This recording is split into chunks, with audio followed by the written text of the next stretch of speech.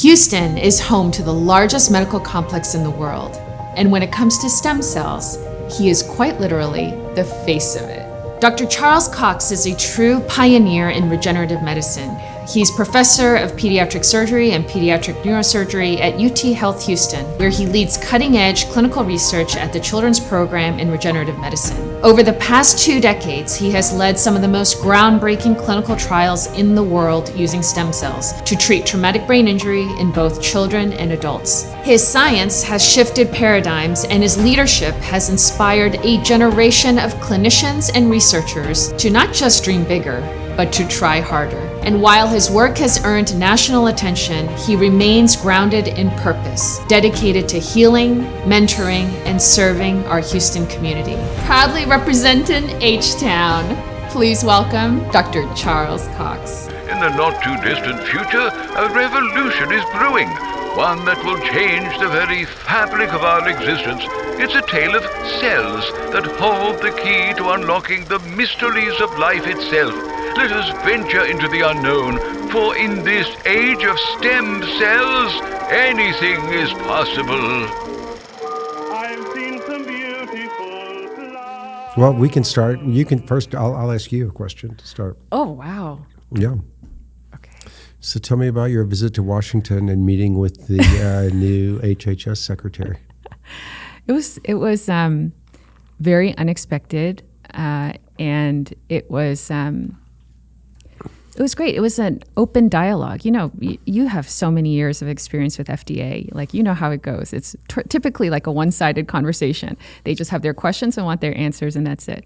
And in most cases, if you really want to have a more in-depth dialogue, there's no way to do that. You have to apply for a meeting, and you have to have specific questions lined up. And so it's very difficult to have, you know, this open communication that they talk about too. So it was great to just be asked, you know, what do you see as the limitations in current regulations? They really wanted to have a discussion about regulations. And they the did issues. or did not? Did. They did. That was the whole point of the roundtable, actually, was to talk about what are the problems that our regulations face now, which really are, in the world of stem cells, all stem cells are bucketed in the same way. You're either an HCTP, 361, or you're either a drug, and there's no in between. It's like this or that. But the 361, I don't know if you agree with any of this, but I think those were, they were written 20 years ago, and they were written for like organs and blood and products like that. And so we're trying to take stem cells and stuff it into that category, and it's impossible, right? It just... Well, it starts with the name, right? FDA, Food and Drug Administration, and it's neither. Yeah, right. That's exactly and so right. A lot of things that are in their purview, I think, are kind of aftermarket additions than when it was founded and started and stuff. And so it's a pretty imperfect... And so instead of creating new laws, regulations, et cetera, they kind of just jam it into the existing ones. Into the existing framework. And then we don't get anywhere, and we just talk about it. In terms of purpose of protecting people from unsafe products, I think that's relatively easy bar to get over. I think that the Japanese have a leg up on us in terms of their regulatory framework, in which if you have phase 2 data that shows some hint of some signal of efficacy, then you can go forward in terms of the business model, and then kind of retro do your phase 3 trial, or their pivotal trial is maybe more like our post-market surveillance activity. But I think it lowers the economic barrier for entry, and the reality is a lot of studies that may all of the real heavy lifting in terms of the finances and everything maybe end up being done in the U.S. and then early approved in Japan. Right. Because of it.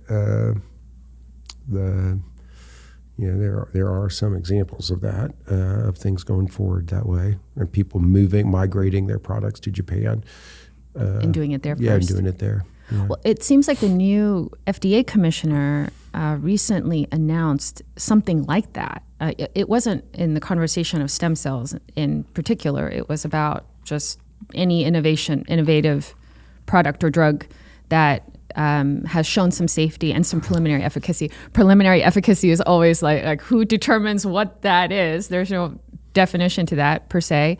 But if that happens, that actually he said something along the lines of, we should be taking real world data from the drug being introduced into the marketplace. I mean, now all of our medical records are electronic. So why can't the government, look at big data and try and figure out whether these drugs are actually working or not, rather than depending, and I've always wondered, isn't it a conflict of interest that the companies that are making these products are reporting their own outcomes at the end of the trial, even though they're hiring people? But it would be having a third party actually looking at, and the government, if the FDA has all this data, look at it and actually get a clear-cut answer as to what is the safety profile in large markets and what is the efficacy. Yeah, I mean, I think it would potentially turn things on its head, but I think the other thing that I feel pretty strongly about is that those regulations shouldn't necessarily be the same across all drugs and indications, et cetera. So let me give you an example of where I'm coming from with that. There are, I don't even know how many antihypertensive drugs are on the market. Hundreds, probably. And then there are diseases for which there are no therapeutics. I don't think the level of evidence needs to be the same for something where you're going to have another Me Too drug. And obviously it won't be a Me Too. It'll be slightly different, but it'll be something that is designed to lower blood pressure maybe a little bit better than the next antihypertensive, versus something where there is no therapeutic option. So I think that should have a different sequence of criteria for moving forward and having that available for people. And so, but that's not really a consideration. Right? Well, I think they tried with things like RMAT programs, and they tried. So right, they say that in terms of RMAT, but turning that into action, we haven't been able to see that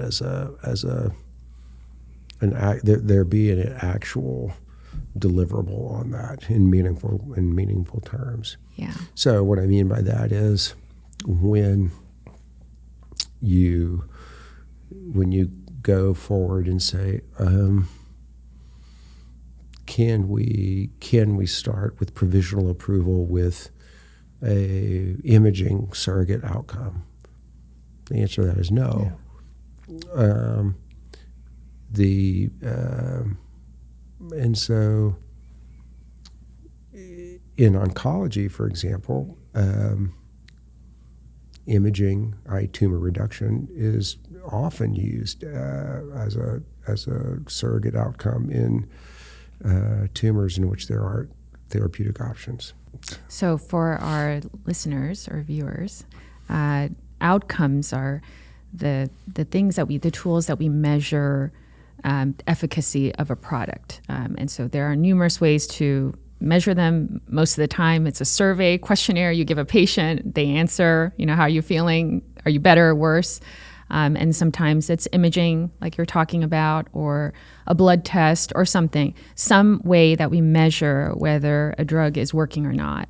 And in the world that we live in, every measurement that we take has to be also approved or validated and pass the muster for FDA to consider as a valid outcome. So it can't be just any random finding that you have. That's been a real challenge. I've always felt like the greatest injustice would be a drug that works that can't get approved rather than a drug that doesn't work and gets approved. And I think the failure of not getting drugs that could very well work is because of our inability to measure it effectively. Right. And I think it's most acute in the cell therapy space because of this multiple mechanisms of action, multiple modes of action, right? So you can't you can't necessarily hang your hat on one thing.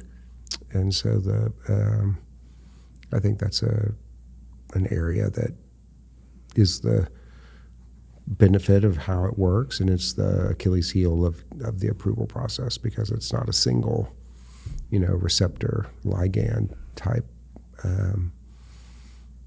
drug that they're accustomed to working with.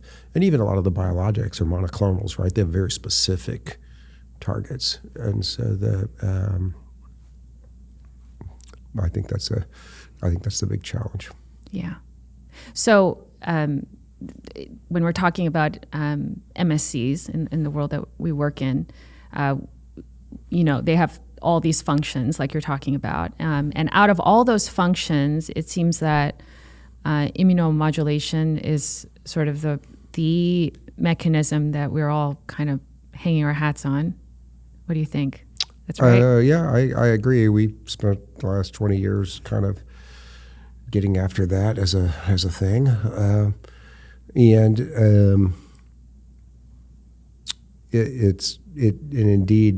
It's modulating through a bunch of different, pathways, and that pathway also has a time function that changes, and it has a host function that changes. Right, it's reacting to whatever the host pro-inflammatory status is, and so I think that's the other.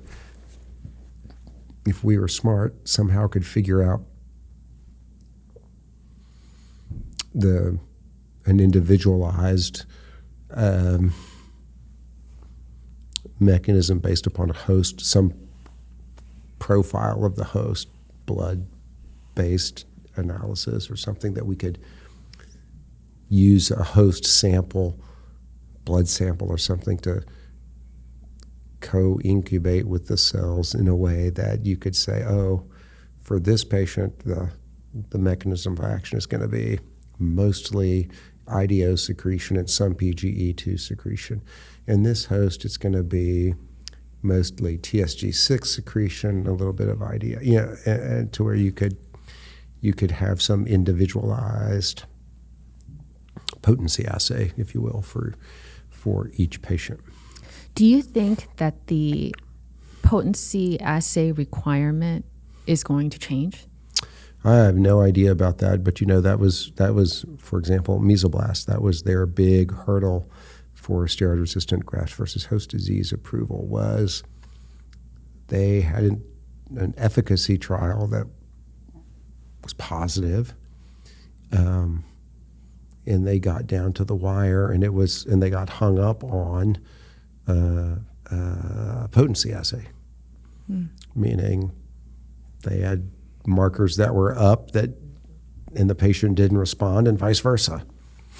And that's kind of where I was coming from with it may be in that patient, it was another thing that was most impactful. And it's so unfortunate because, and first, congratulations to Mesoblast. They are the first MSC product approved in the United States. And so we're officially living in the stem cell era. If I were a patient, I could care less what the potency assay readout is, so long as it helps me. Do you think that FDA should consider more of the efficacy, the outcome of how the patients did rather than these assays? Well, I think what they worry about is, like in a lot of medications, they then migrate to these off-label uses. Mm-hmm.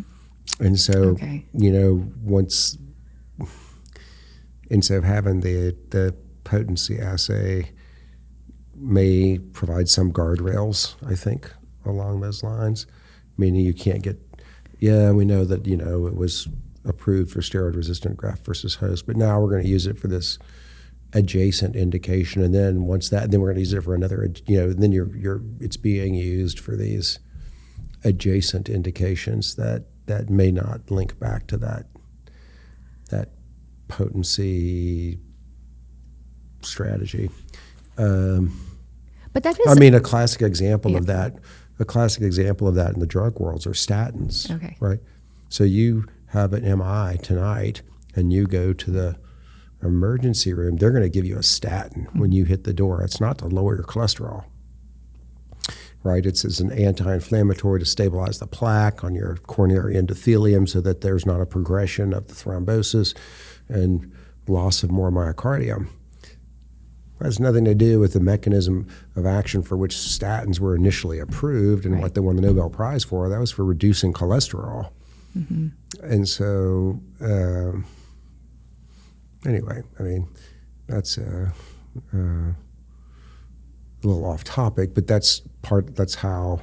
they get approved for each of these uses. Well, no, a lot of them aren't approved. They're not. That's just they're being used. That's how it's just it's just how that drug is used now. It's an off-label use, there are publications that showed that. That support that and everything else, but the their initial approval was not for that mechanism of action. So then when you're in a hospital setting, like today, in some of the presentations that we heard today, they are using Dr. Holcomb's presentation about different resuscitation techniques. And if you have different modalities, do you surgeons in the hospital have the liberty to try different things? Right. So using plasma as a resuscitation for TBI for a patient who doesn't have a coagulopathy or some other hard indication for a plasma transfusion, you can just use that, right? Mm-hmm. And so, and you talk about you talk about a product that has multiple pleiotropic mechanisms of action, but it came in to being, 100 years ago, literally, and so it's hard to undo that. Right. Yeah, there's a lot of products that way that have kind of grandfathered in that have been used for so long for so many things that, aspirin is an antiplatelet agent. Right. That wasn't its original indication. It was not as an antiplatelet agent. Probably aspirin's used more as an antiplatelet agent than an analgesic today. And so many products that are actually in the regenerative space too pre-existed the HCTP regulations between the 361, 351, and therefore they can't go back even if they wanted to. Right. Yeah. Right. Yeah. So how's it feel? I've always wondered, how's it feel driving around Houston and driving into the med center and seeing a giant picture of yourself every morning? Yeah. Well, I usually don't drive. I usually ride my bike to work, so I don't see the billboards. I'll tell you a funny story about that. Yeah. I was seeing a patient in clinic one day, and the mom of the kid said, "Do you have a brother who is a doctor?" And I said, "No." She goes, "Well, I saw this billboard, and it looked a lot like you, but just younger." I said, "What?" So yeah. Well, you are a Houston celebrity. Well, it was when it first came out. My youngest daughter, who is now 24, she was a senior in high school, and it was right outside her high school, and so she was, not approving, Not a fan. not approving of that. But funny thing about it, that marketing campaign, Faces of UT Health, has been one of the more successful marketing campaigns in that kind of category. And marketing in our space is not measured by how many did you sell more tubes of toothpaste or something. It's mostly about awareness. Mm-hmm. It's about awareness of the institution and awareness of the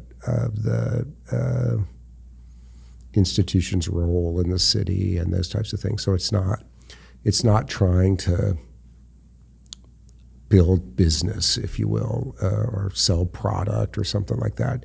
It's more about just trying to get awareness within the community about the university, and I suppose that has secondary benefits along the way, but it's a little bit more abstract than a typical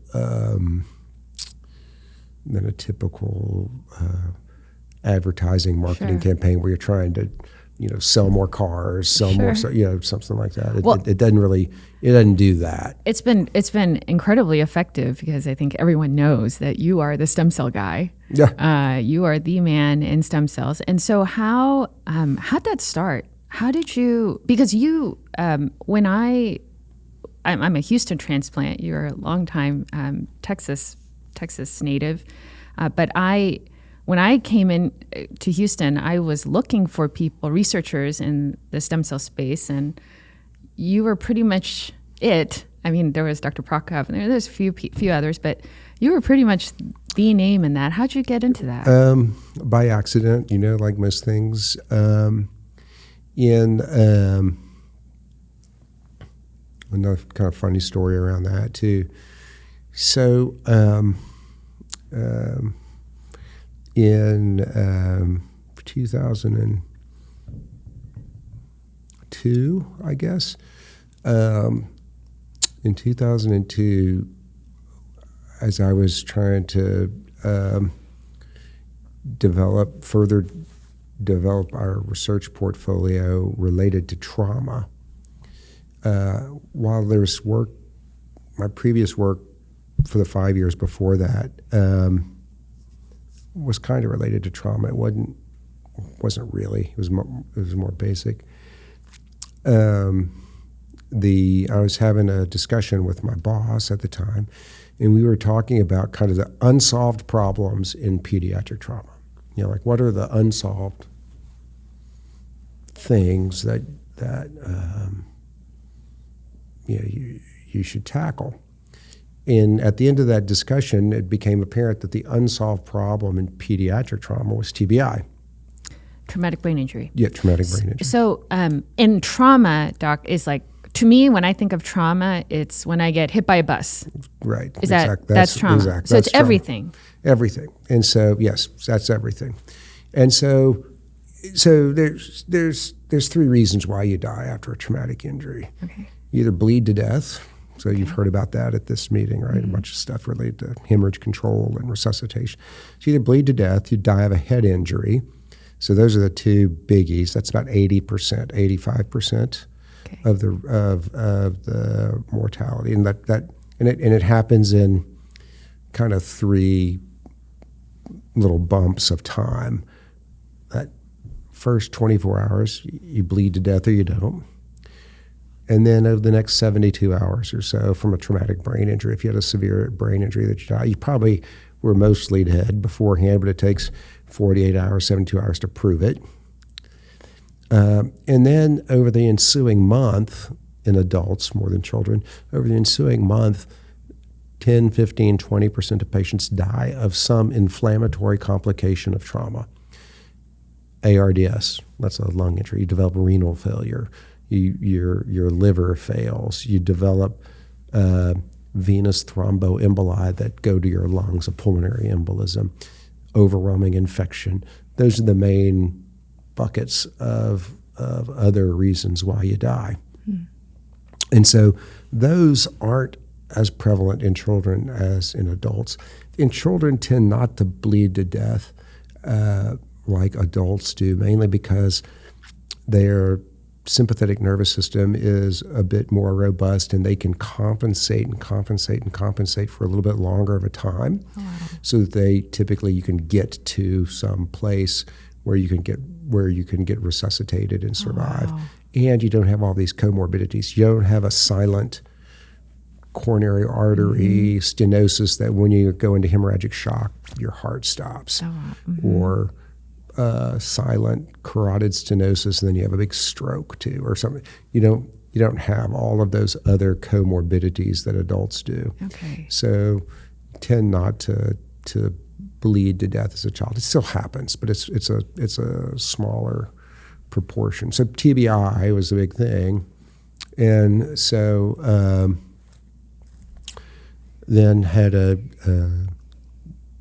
one of the guys I worked with at the time, a pediatric neurosurgeon, Jim Baumgartner, and I were talking about this, and he saw some article about this conceptually from around late 90s, early 2000s. It's like, look at this. This is incredible.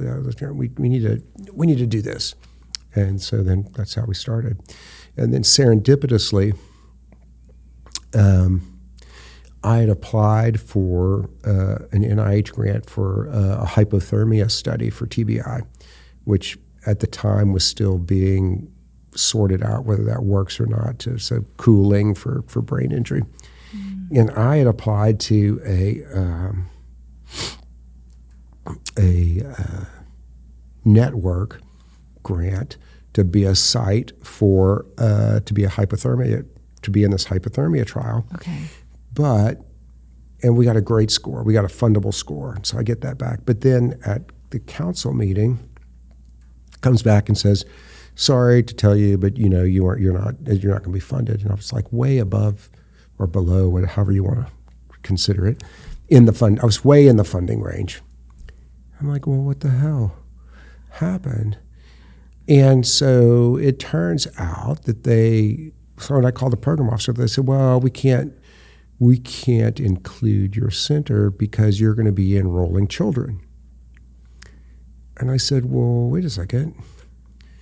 On the very front page of this, it says you can't exclude people because of age or sex or all these other criteria. And they go, well, yeah, but we don't really mean that. That, all these other centers are adult centers. I go, well, I get that. Like if it was a prostate cancer trial, Sure. that you can only enroll men and they're all going to be old. Yeah. And I get that. But it turns out that this is the most common cause of death of children. And, it's a major mechanism of death in children. And they're like, well, they said, yeah, but none of the other centers are going to be enrolling children, and so this would be just a problem for us. I'm like, well, that's your problem, not my problem, because the law says this. Yeah. And they just kind of said, yeah, well, tough, lump it. I said, okay. So I had just gotten back from Afghanistan as a reservist. I deployed to Afghanistan, and that's where I got all this stuff. Wow. And I said, well, okay. I said, I'm just going to go down and talk to my congressman. Oh. So I went down to my congressman's office, who at the time was Chris Bell at the time it was the 25th district. And I walk in, and the person who ran his office was a person I knew from junior high school. And they said, we can take care of this. Wow. We'll give him a call. That's incredible. And so there are some benefits from living in the same place for 5 generations. And so I didn't know this, but it turns out that when there's a congressional inquiry about one of these things, they have to respond in 24 hours. And so, which doesn't win you any friends at the NIH. But at that point, I didn't care. I figured, what are they going to do? Just say no again, right? Or they've already said no. So, and so they called them out on this exact question of age. And but what had happened is, there had been some time had lapsed, between all this stuff. So that network grant had already that train had left the station. So the compromise that they came up with was to fund a grant for my work. And they said, we can't get you back into this network. It's already, it's already started. They're already doing, I said, well, what do you suggest? They said, well, then you just need to, submit whatever protocol you want to pursue on TBI. I said, okay. And so I submitted one on cell therapies for TBI. And it was functionally a planning grant for cell therapies for TBI. And so that's how we got started. That's amazing. And then you did the first clinical trial for kids. So that's the other thing that was weird, is that we started in children, not adults. That's incredible, because... we started in children, and they said, well, you can't start in children. You have to start in adults. That's what FDA typically will tell you. Right. They said you have to start in adults, and then you can do children. Yeah. And so, I don't know. We did children first. What magic did you do to make that happen? So I don't know. And so that's also one of the things about FDA is the variability. It just kind of depends.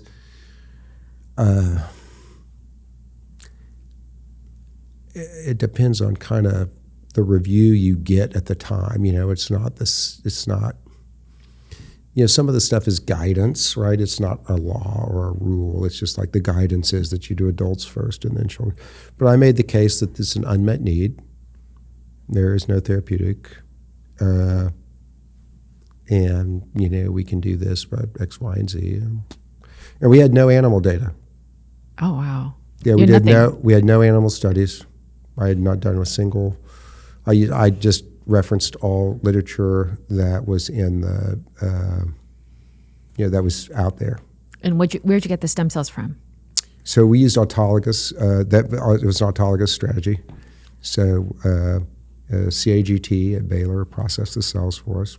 So you took it from the patient? From patient, autologous. Bone marrow. Bone marrow. Okay. Yeah. And so that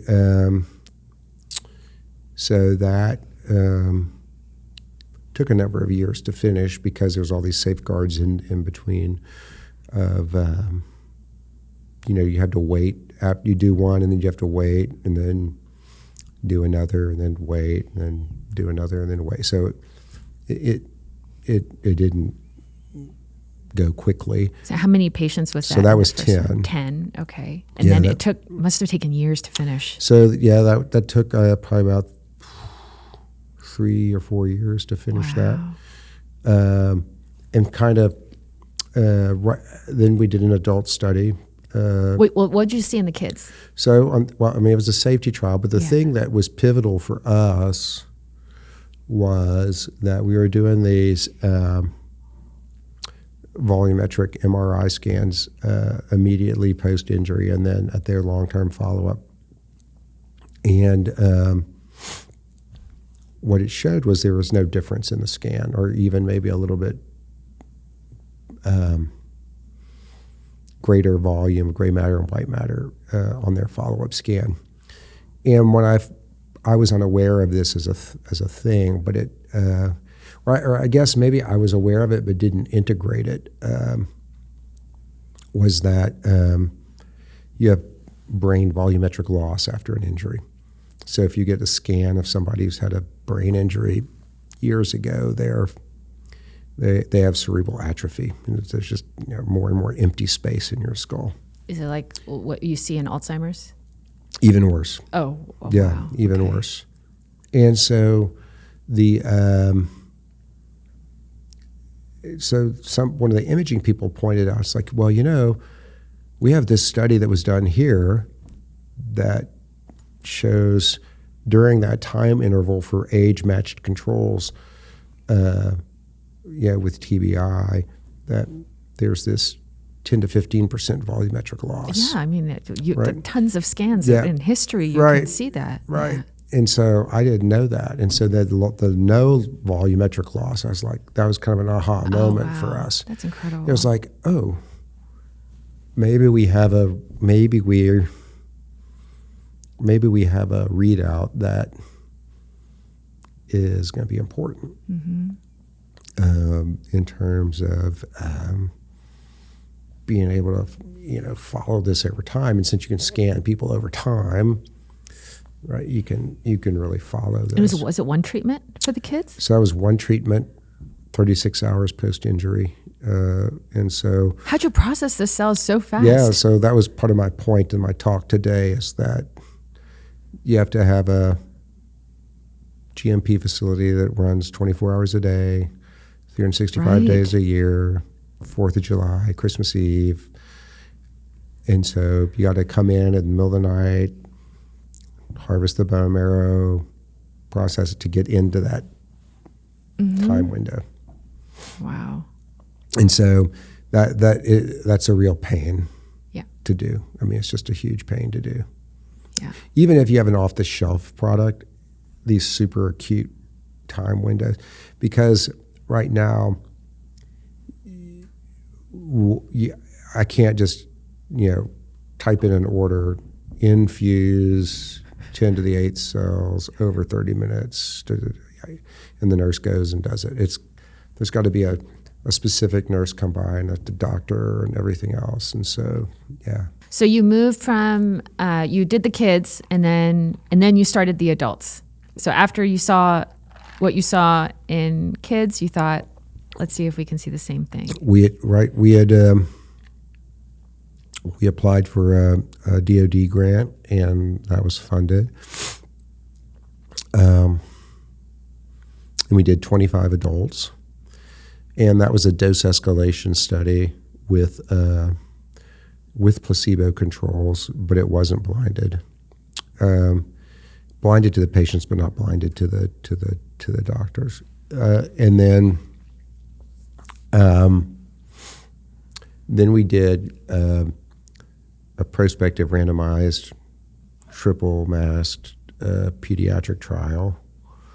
And then we did an adult trial, which unfortunately was kind of in the middle of COVID, which was a big impact in terms of enrollment, follow-up. It was a nightmare. Everything. I mean, Yeah. and some of the things I still don't even understand why it Yes. was impactful. A fair amount of it, some of it I do, a fair amount of it in terms of these trials was related to, if you recall, the hospitals closed down for visitors, right? So it's really hard to get consent for a trial like this. If somebody's family member has been run over by the bus, you're in the hospital, they can't come see them, and then somebody's calling them and saying, "Oh, by the way, can you be in this, clinical trial?" It's just really hard. Right. Yeah. It was. Yeah. We ran into a lot of that during our COVID studies. Yep. Yeah. So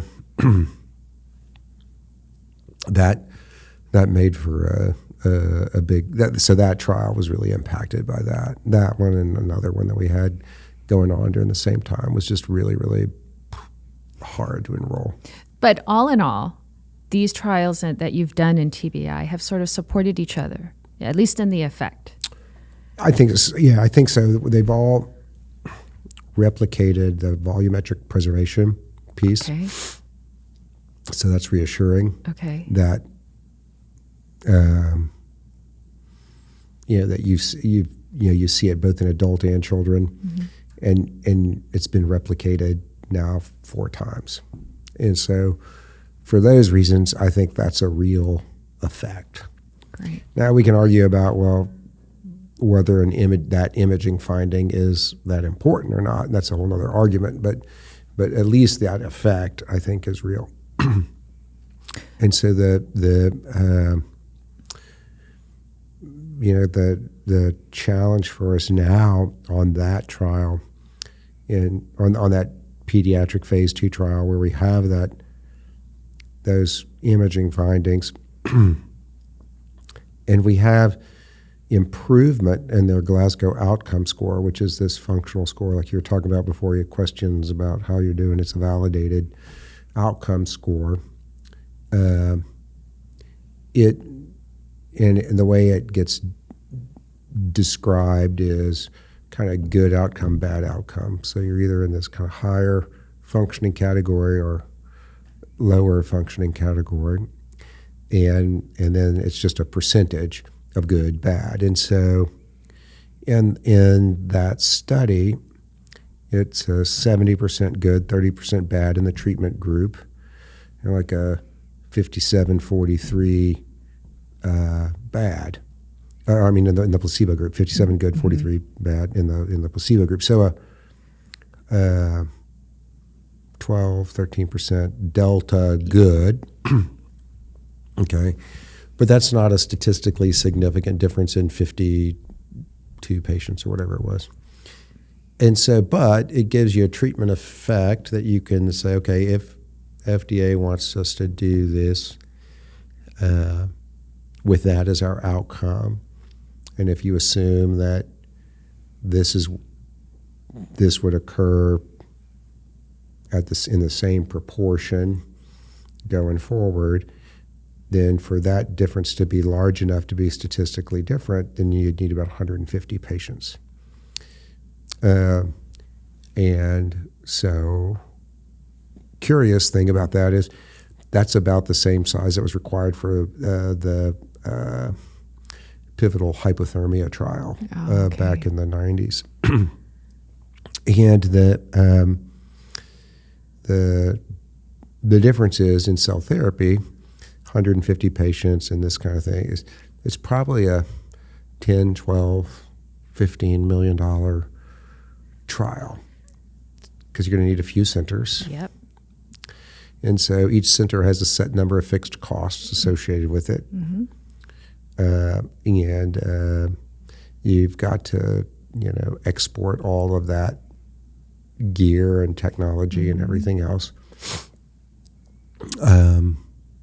And and people have to be really vested in doing it for all the reasons that I mentioned. And so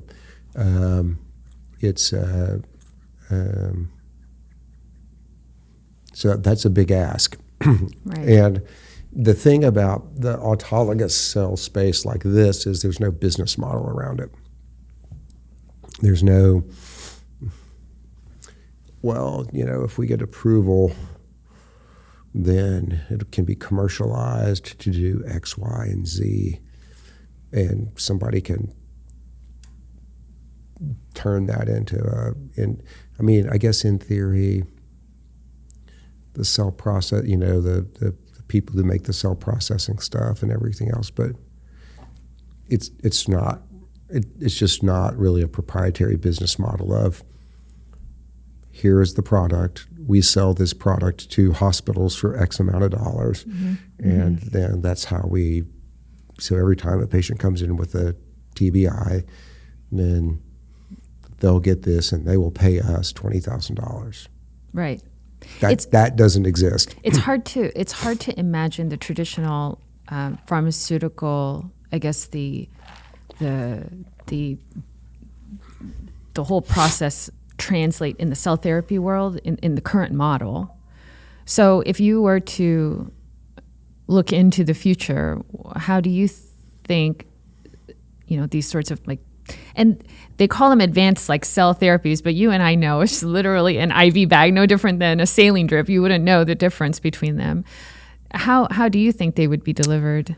Yeah, I don't. So I think that, in terms of the commercialization piece, there are some examples in the pharmaceutical world for things that are off-label that have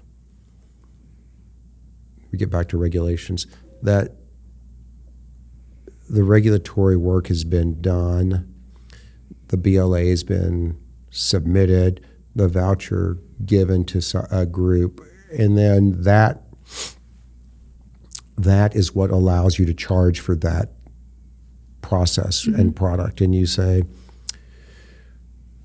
okay, hospital X, we can set you up to do X, Y, and Z, and then, but to do that under our regulatory framework that we hold the regulatory approval for,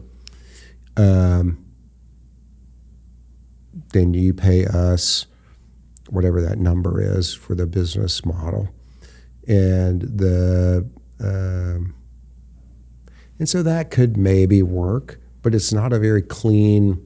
It's not a clean model, and the only thing that would keep people from just saying, "Well, we can do that on our own. Why do we need to pay you? We can just all the stuff to do that. We can."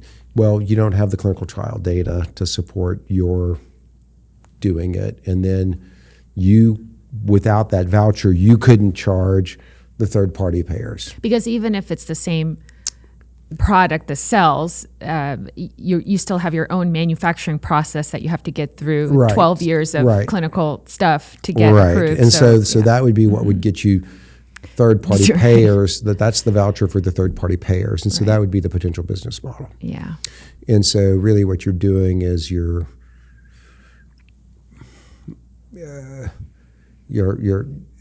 selling the trial data experience and process so that they can obtain third-party payers. So there was an example of kind of something like this being done. There was a phase 3 clinical trial that was funded by the NIH using progesterone to prevent preterm birth in women who'd already had a premature infant, and it was positive. So this progesterone is cheap. It's been around 1,000 years. It costs probably $5 or something for a dose of progesterone. And but they ran this clinical trial, go through and got the license for that indication, and it had a little bit of a different formulation for delivery. And so a company then licensed that data from the NIH, and made an application for an NDA.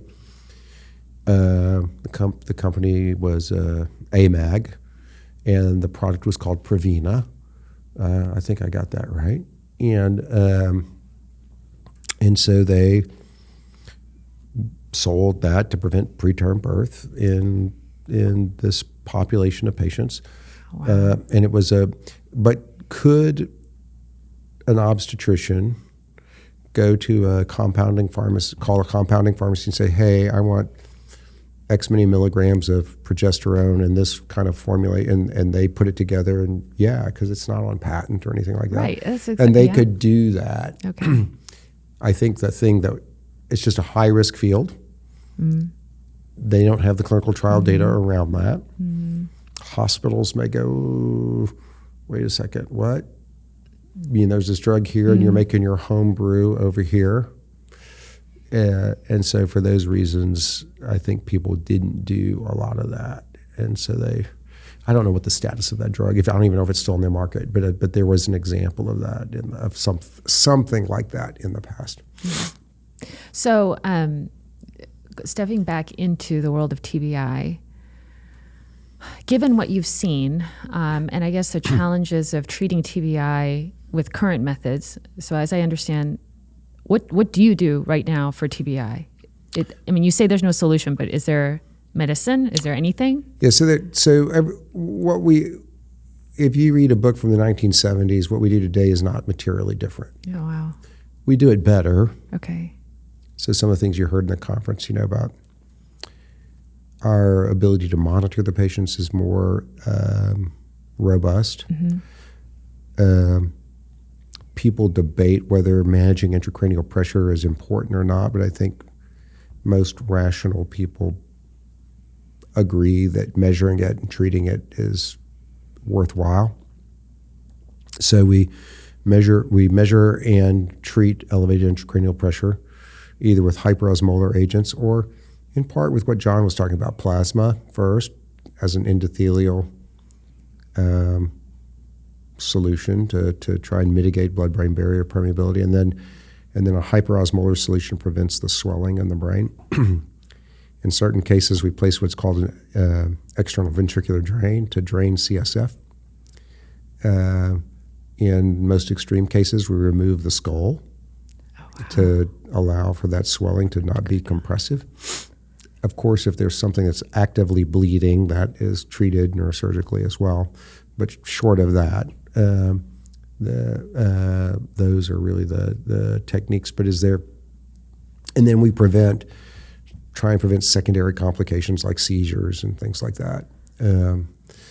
So that hasn't changed that much since the 1970s.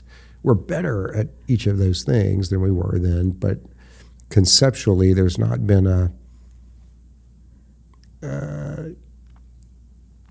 huge change in the way we deal with it. So, for people who don't know all the inner workings, and I assume actually when I first approached you, given your background to stem cells, I had no background in TBI. Actually, it was a total black box for me. But that was your area, and so I thought, okay, well, we're going to just have to do this and see what happens. And what does it materially do? So, like, if you have patients, I'm sure so many patients come to you and ask, can you save my brother who had this TBI and he can't do this? Will he be able to do this after he gets cells? How do you tackle that? Yeah, so we're just now getting to the point where we may be able to make some kind of predictions of that in terms of the linkage between cell therapy and what it may do. Okay. And that has to do around the PET imaging. Okay. And so with the PET imaging in specific regions of the brain, when the symptoms match that finding, then and we have a pretty good idea that it's going to decrease that level of inflammatory activity in that region, then you could make a reasonable assumption that, well, if his issues are mostly around depression or chronic pain or anxiety, and it matches to that activity matches to that region of the brain, then there's a good chance that then that will be improved with the cell-based therapy. When they don't match, then I would be pretty skeptical that you're going to see some benefit in that, because then it's unclear what's driving that symptom in terms of cell therapy being linked to an improvement. So, as our tracers get better and better, I think we'll probably get better and better at being able to predict that. In our trials, and you've talked about this several times, it's you believe that there are those that will respond to cell therapy and those that won't. How do you determine that? So I think that in some, like the example I gave today on our CP trial, I think that some of those patients who have such severe disease that if we think we're modulating an inflammatory response, but there's no cortical tissue there to speak of, we're not going to change that. Mm-hmm.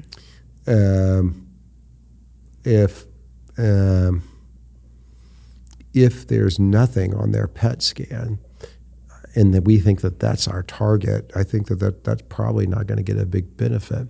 Now, we could be wrong, that there could be other mechanisms of action that are going on, but we think that that's the primary one. And, we did see some supporting evidence of that in our first trial where we were doing the PET imaging before and after. So that's supportive of all the preclinical data. And I think that I think and I think that it makes sense, but the bigger studies will give us more insight into that.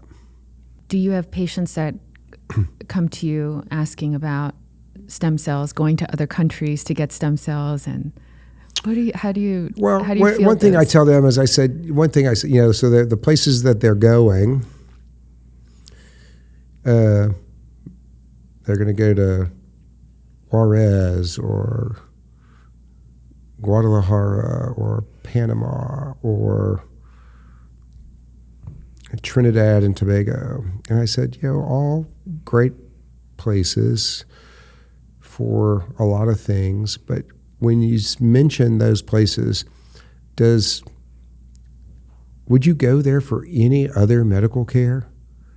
Would you go there to get your hip replaced? Would you go there to have a heart surgery? Would you go there to have some type of a bone marrow transplant for cancer? Would you go there if you had a serious oncologic illness? And the answer is uniformly, well, no. Well, why is it that you think that they have figured this one little area of medicine out so that it's worth going down there for that? And most of them get that. That it's like, and I think that, I think and this kind of goes back to what I was saying before about approval of drugs. It's one thing if you're the 100th antihypertensive to be approved versus there are no therapeutic options, right? And so those are different discussions in terms of the regulatory process. And I think that this is a symptom of lack of addressing that basic conundrum of, well, we have nothing to offer somebody, so they're willing to go to Juarez for their, cell therapy in quotation marks. Yeah, and And so, and the answer is not to just say, well, too bad, they can just go do that if they want. The answer to that is, well, maybe for some of these no therapeutic option problems, maybe we develop these regulatory pathways that allow that. I'm not saying turn it into we shouldn't have our equivalent of that in Juarez in Houston. I don't think we need to have, Bubba's tire store and cell infusions. I mean, I think that you need to have it in legitimate places that are studying it and doing all that, but they also people need the right to be able to do that, and access their health benefits to do it. So. Well, as a manufacturer of a cell product, I actually would be in favor of the manufacturers providing the drug at no cost during that time, this provisional time, to ask an insurance or some payer to pay for something that's still largely experimental, I think is a hard sell. And so if you put it into law, everyone would be up in arms over it. So if manufacturers are going to be faced with having to do a very expensive hundreds of millions of dollars investing in a phase 3, then you might as well spend some money and make your product and or even get some data other option there and everything doesn't have to be either or in my mind for a lot of these things. So one possibility is everything is done at cost. Yeah. There's no margin. No one makes any money, but no one loses any money. Right. Yeah. So if it costs you $10,000 to make a cell product, you don't get to charge $80,000 for it, but you don't have to make it for zero either. Right. So you can make it for $10,000. if it costs $20,000 to come in and get that infusion and all that other kind of stuff, great. They can charge the federal rates for that, which are typically much lower than what their list prices are. Right. And then and that way, people at least don't lose money on it. And so no one's getting rich. Nobody's doing that. But you're accumulating the evidence that real world evidence that would either support or refute the use of it. Right. So we need to figure out how to get there faster. Well, so those are some simple things, right, that don't require, quantum physics to figure out. I mean, those are pretty practical solutions that don't break the bank. They don't. It's not one side or the other winning. It's not. It's a pretty practical approach, and I think that would be a straightforward way to tackle it. So, Doc, you are actively. How many surgeries do you say you do a week? It varies. I do about 400 to 500 cases a year. Oh my gosh! So whatever that comes out to be. But on top of that, you are. I consider you the master cat herder. Yeah. Well, there's a lot of that. We have a big herd of cats. So. And not just at UT Health. I mean, I'm talking about all the other institutions, like some of the projects we work with all these different. What you do and getting everyone together. It's just we have a lot of people, for sure. And like I say, I show on those slides is that this huge team of people. I'll get to talk about and get to take credit for all this stuff, but they're doing all the work. But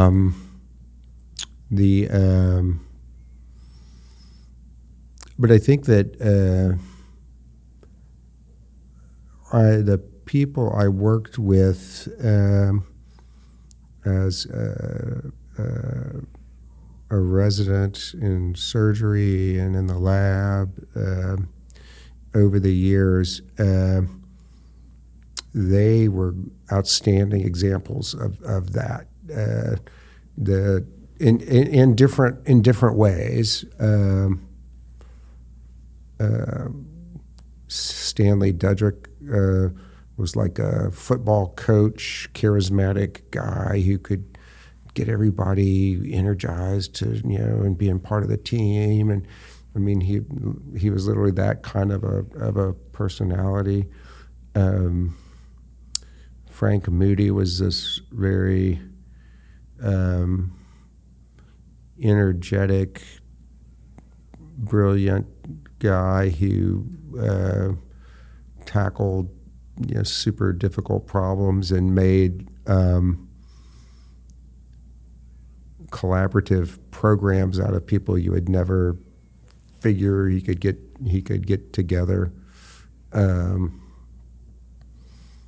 David Herndon, who was a burn surgeon in Galveston at the Shriners Burns Institute, was this extraordinarily energetic guy and committed to taking care of these kids, and was just was able to keep a million balls in the air and just work harder and longer than anybody. Another guy in Galveston, the same time I was in the lab with, we had to start every morning at 5:30 in the morning to see all these experimental animals. There's a large animal intensive care unit, and we would see all these experimental animals at 5:30 in the morning. So when I'm coming in, at 5:15 in the morning, Dr. Traber's car has been there for an hour and a half.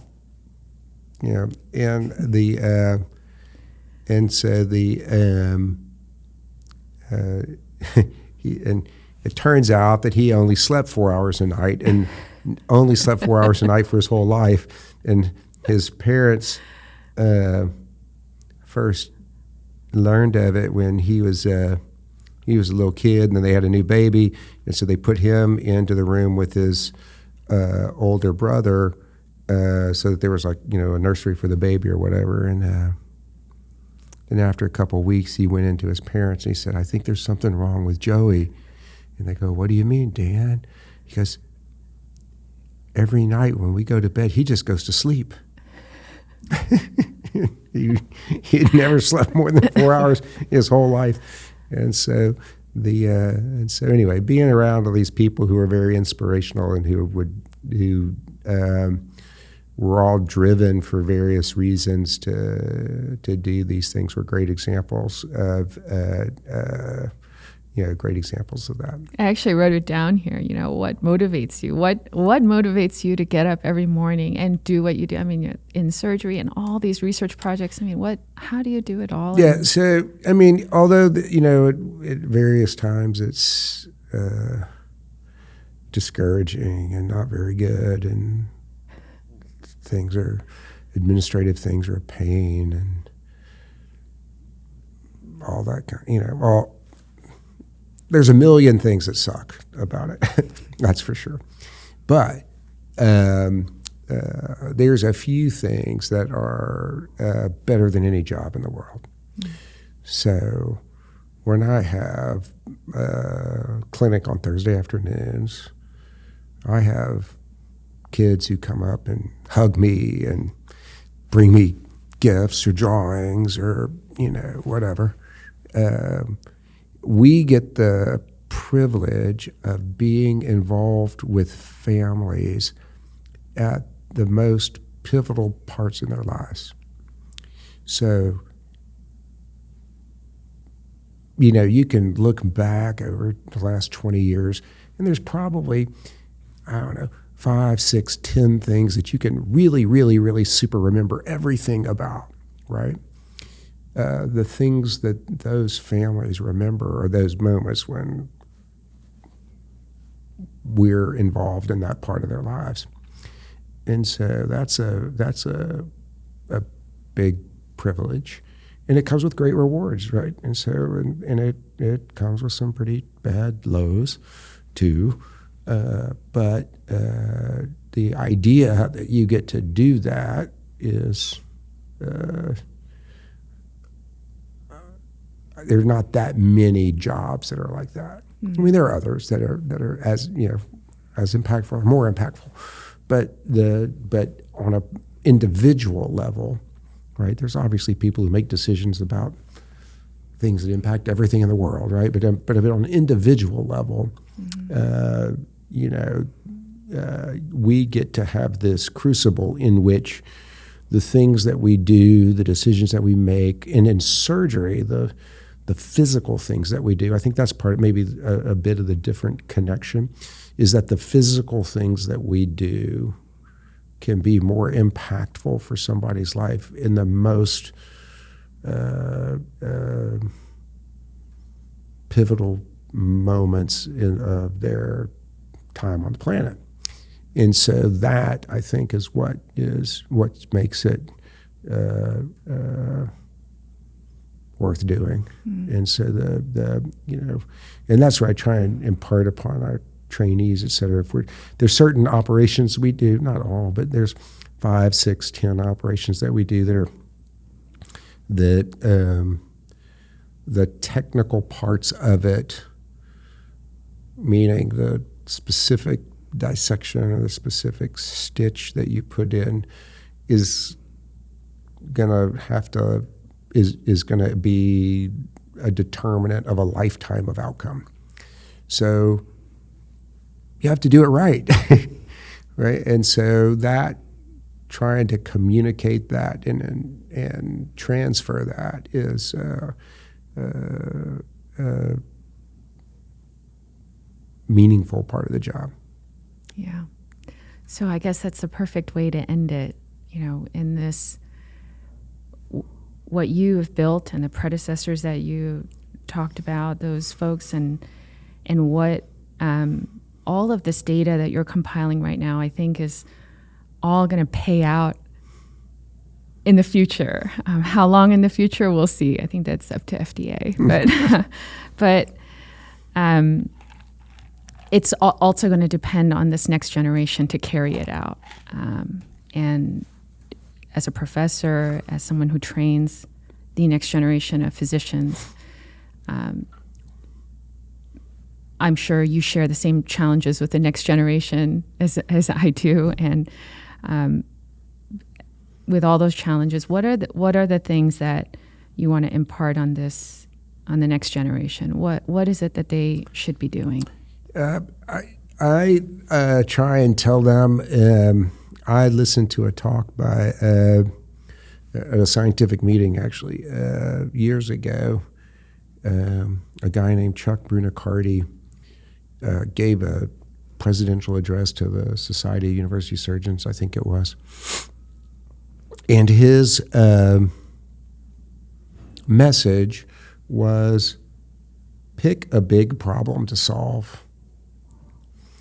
Don't be incremental.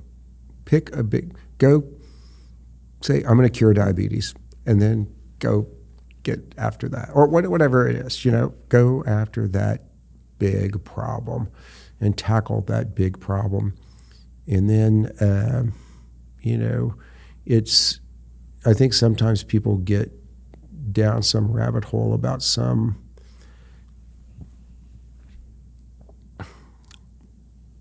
very incremental problem and don't have an overarching theme about what they're trying to do.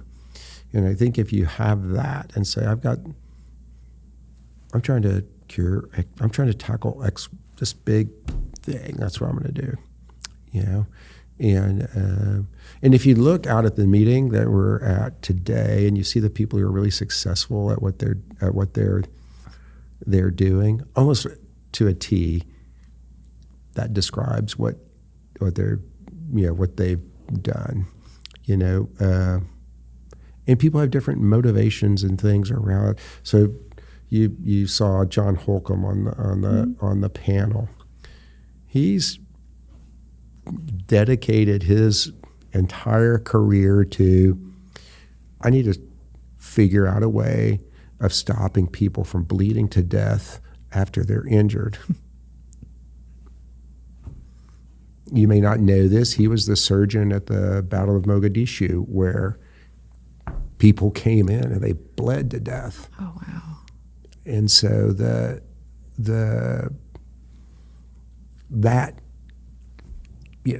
imprinting in a professional way, helped drive him to work on all of these things in a very systematic way to move the needle so that people, when they get shot, run over by those, don't bleed to death. And it's you can articulate what it is. What are you doing? I'm trying to keep people from bleeding to death. Yeah. I'm trying to cure diabetes. I'm trying, and so I think that's a big takeaway, is to not sell yourself short and to tackle a meaningful big problem, so that, and it doesn't matter. And if you fail, well, you fail, but probably some other door opens up, and you're kind of on this other thing. But I think it's important to have this kind of directional approach to those kind of things. Okay, last question for real. Are stem cells going to be a part of the future of medicine as we know it? I think it's going to be a part in multiple levels. I think the nearest term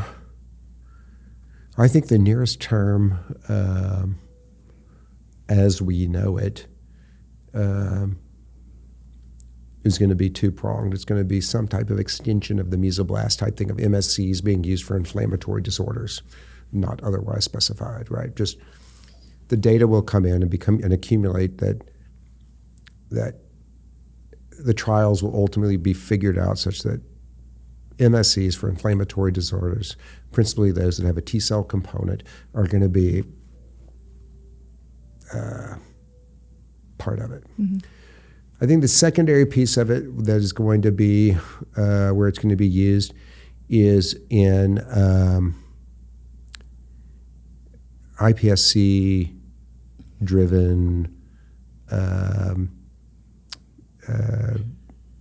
drug screening and personalized medicine for a number of kind of niche indications, meaning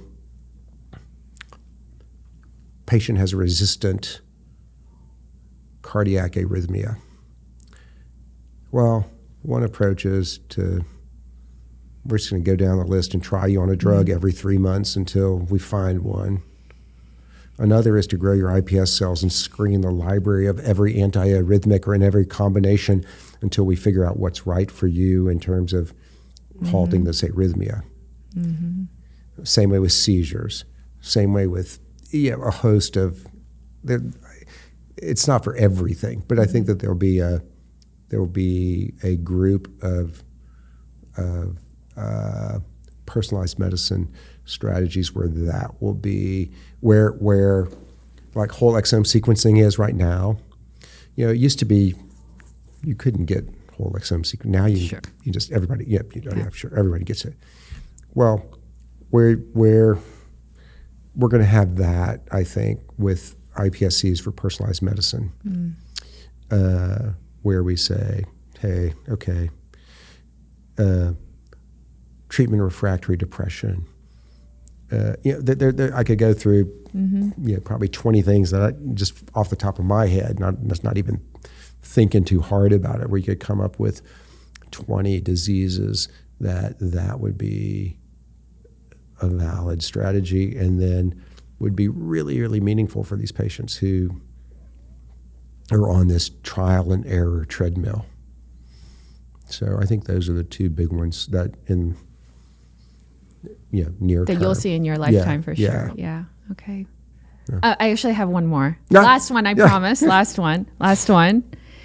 Based on all the data that you've seen, at least in your trials for TBI, do you think that it should be available now in some way? Yes. I made that case to the FDA. They said no. Well, yeah, of course. So yes, the answer is yes, I do. Yes. Okay. What I can say for certain is that two things. One is wouldn't hurt anyone. In terms of the scope of treatment for these patients, it's peanuts. And there is a legitimate treatment signal that is. Well, let me just ask you, or get your reaction to if presented your kids run over by a bus tomorrow and they've got a head injury, and I'll just give you the big picture is that with this treatment I could take you from a 57% to a 71% good outcome, but that's not statistic. I mean that's just what those. Give you those numbers, but it's going to give you that bump in terms of good outcome. Yes. Do you want that or not? Yes. Well, what other treatments do you have? Well, nothing. We'll just kind of. Who says no? Right. I mean that's my question, and so to the FDA examiners, I ask, you have to be a really, really disciplined scientist, I guess, to be that contrarian to say that if you were in that, we're in the consultation room outside of a pediatric ICU and we sit you down in that chair and it's your 10-year-old and we say, this is the deal, Joey's got a severe traumatic brain injury. Here's what it looks like. Here's what this means. Here's what this therapy, here's what the data are on this therapy. Is that something that you would want, yes or no? And if you say, well, has it been on a pivotal phase 3 trial? If that would be your answer, well, okay. My guess is, though, that when it comes down to it, the answer would be, oh yes, we would like that. Yeah. And so that's really so that's where the truth comes out, right? Is that it's like, oh well, if it's me, well that's different. and so that's, I think that when you get to that point, I think that that's why. And if it was my kid, I would say yes, 100%. Yeah. So. Well said, Doc. Well, thank you for joining me. This was such a privilege. Thank you. Okay. All right. All right. We're done. We're done.